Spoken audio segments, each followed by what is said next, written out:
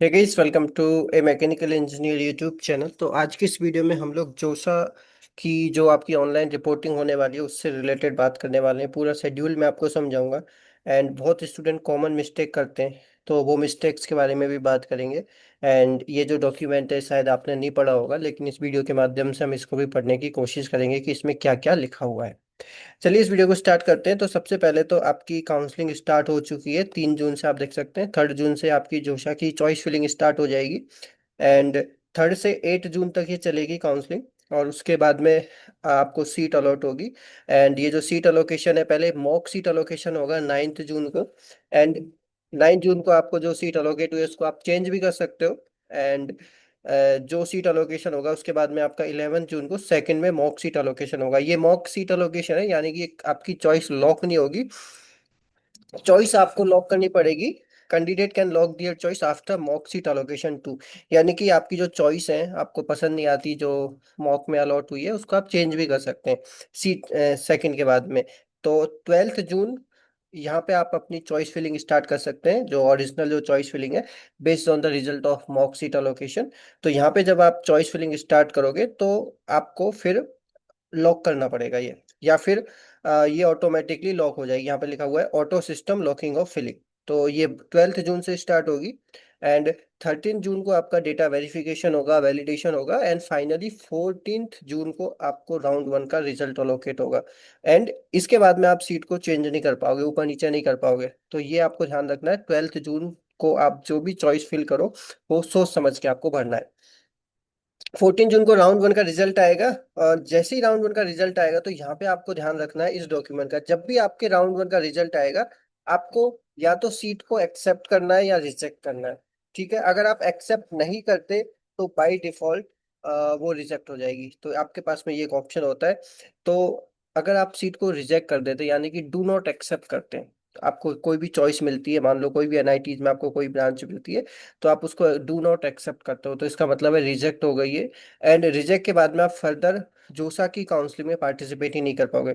यहाँ पे साफ साफ साफ लिखा हुआ है कि will lead to cancellation of allocated seat and candidate will not be able to participate in the subsequent right.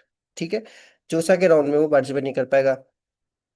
इसके अलावा जब आप एक्सेप्ट करते हो तो फिर आपको, जैसे ही आप सीट को एक्सेप्ट करते हो तो उसके बाद आपको ऑनलाइन रिपोर्टिंग करनी है, आपको फी पेमेंट करना है, डॉक्यूमेंट अपलोड करना है और आपका रेस्पॉन्स सबमिट करना है।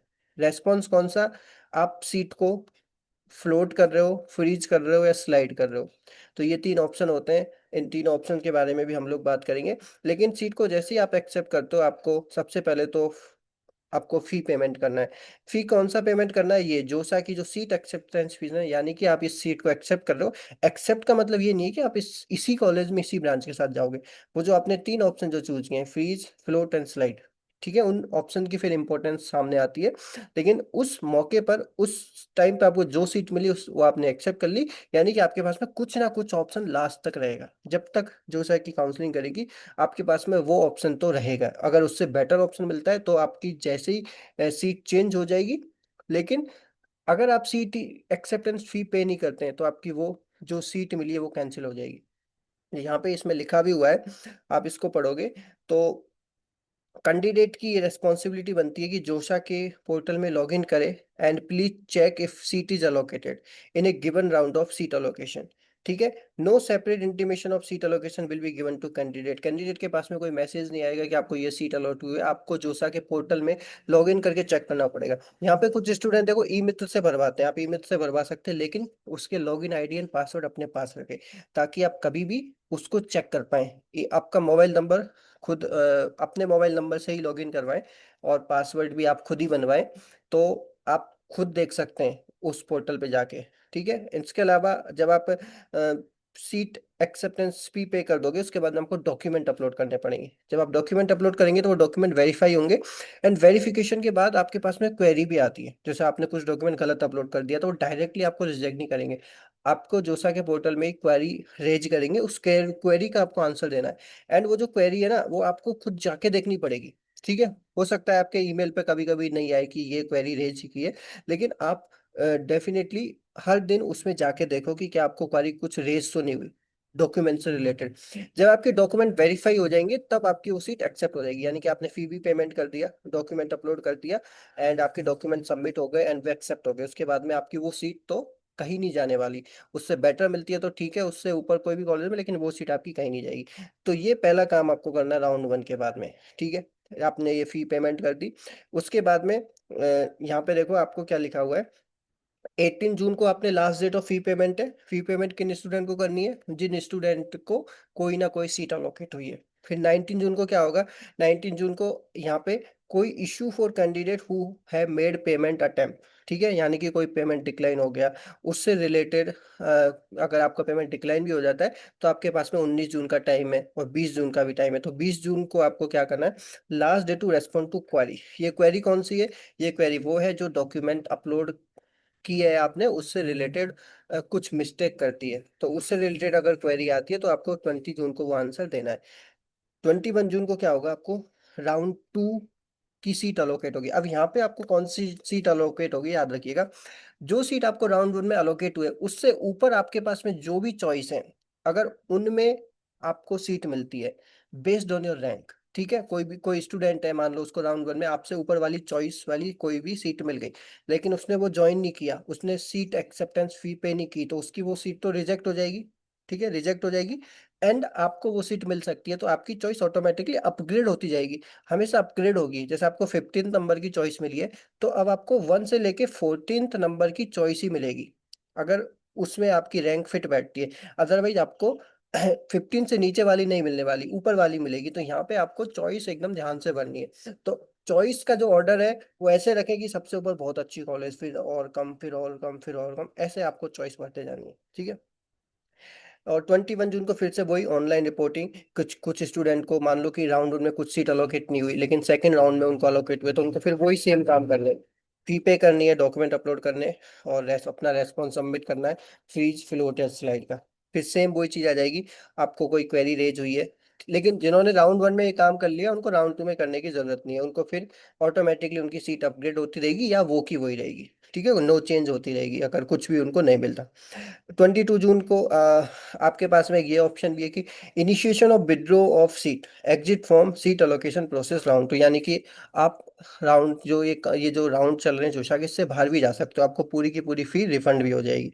तो ये भी आप कर सकते हो। 27 जून को आपको फिर वही राउंड टू का वो होगा। राउंड थ्री आपका 28 जून से स्टार्ट होगा, एंड फिर ये आपका राउंड थ्री में भी सेम चीज़ आपकी चलेगी। ऐसे टोटल आपके 6 राउंड होने वाले हैं। ये आप देख सकते हैं, फिफ्थ राउंड, एंड ये आपका फाइनली सिक्स राउंड 16 जुलाई को सीट अलोकेशन होगा, final round of seat allocation. ठीक है, ये आपका फॉर आईआईटीज है। ठीक है, ये आईआईटीज के लिए है ओनली। एंड आपको तो इसका भी सेम प्रोसेस है। आपको फी, मेन तो आपको क्या है ना, जैसे ही आपको सीट मिल जाती है आपको फी पेमेंट करना है सबसे पहले, डॉक्यूमेंट अपलोड करने और अपना रेस्पॉन्स सबमिट करना है। तीन ये काम आपको करने हैं, तब आपकी वो सीट कंफर्म हो जाएगी। अब इसके बाद में जिन लोगों को जोसा की काउंसलिंग खत्म हो गई, 6 राउंड हो गए हैं, उनको फिजिकल रिपोर्टिंग के लिए इंस्टीट्यूट में जाना पड़ेगा। ठीक है, वो आपको नियरेस्ट सेंटर बता दिया जाएगा।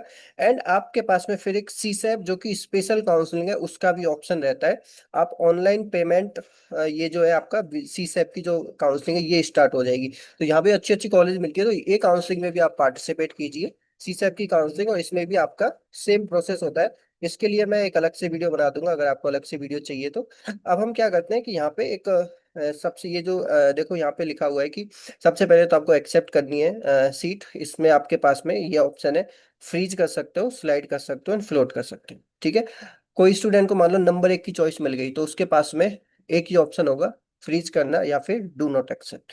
तो ये आपका फ्रीज का ऑप्शन रहता है, आपको खुद जाके वहां पे फ्रीज करना है, ये आपको ध्यान रखना। अगर आप नहीं करते तो आपकी सीट रिजेक्ट हो जाएगी।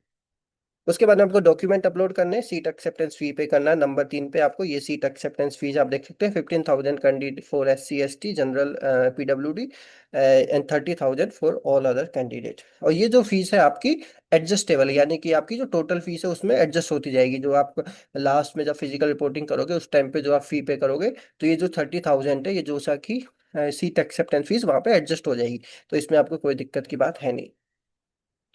स्टेप नंबर 4, आपको रेस्पॉन्ड करना है। आपको रेस्पॉन्ड करने के लिए आपको मैंने बता दी कि फ्रीज कर सकते हो, फ्लोट कर सकते हैं, स्लाइड कर सकते हो।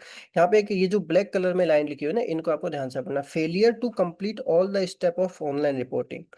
For seat acceptance within the time given will be considered as rejection of the offer and candidate would have फेड बाहर कर दिया जाएगा of the eligibility of admission. ये जो इसमें क्या लिखा है, जो स्टेप्स हैं ऑनलाइन रिपोर्टिंग के, और स्टेप्स कौन कौन से स्टेप्स हैं? सबसे पहले आपको ये जो स्टेप्स मैंने आपको बताया ना, ये चार स्टेप्स, रेस्पॉन्ड करना है, डॉक्यूमेंट अपलोड करने हैं, और अपना एक्सेप्ट करना है फीस सीट को, डॉक्यूमेंट अपलोड करने हैं, और सीट एक्सेप्टेंस फी पे करनी है। और आपको फोर्थ है, जो भी क्वेरी आई है, जो भी रेज हुई है, जो आपने गलती डॉक्यूमेंट अपलोड करने के टाइम में कोई क्वेरी, उसका रेस्पॉन्स करना है। ये चारों के चारों स्टेप्स आप कंप्लीट करोगे तभी आपकी सीट वो फाइनल कंफर्म मानी जाएगी, अदरवाइज उसको रिजेक्ट मान लिया जाएगा, यानी कि आप काउंसलिंग से बाहर कर दिए जाओगे। ठीक है, आपको ये चारों के चारों ऑप्शन मस्त करने हैं। कोई भी डाउट है तो आप मुझे कमेंट करके जरूर पूछ सकते हैं। ये मेन चीज है जो मैं आपको बताना चाहता हूँ। उसके बाद में आपको प्रोविजनल सीट अलॉटमेंट लेटर है, वो आप डाउनलोड कर सकते हैं। आप जैसे कोई भी एनआईटी में कोई भी आपको ब्रांच मिली है तो वो आप provisional seat allotment letter download करके रखिए हर राउंड का। वैसे आप डाउनलोड नहीं करते तो आप फाइनल में एक साथ भी डाउनलोड कर सकते हैं, लेकिन आप डाउनलोड करोगे तो वो भी अच्छा भी है। ठीक है, तो क्योंकि फिजिकल रिपोर्टिंग के टाइम पे काम आएगा।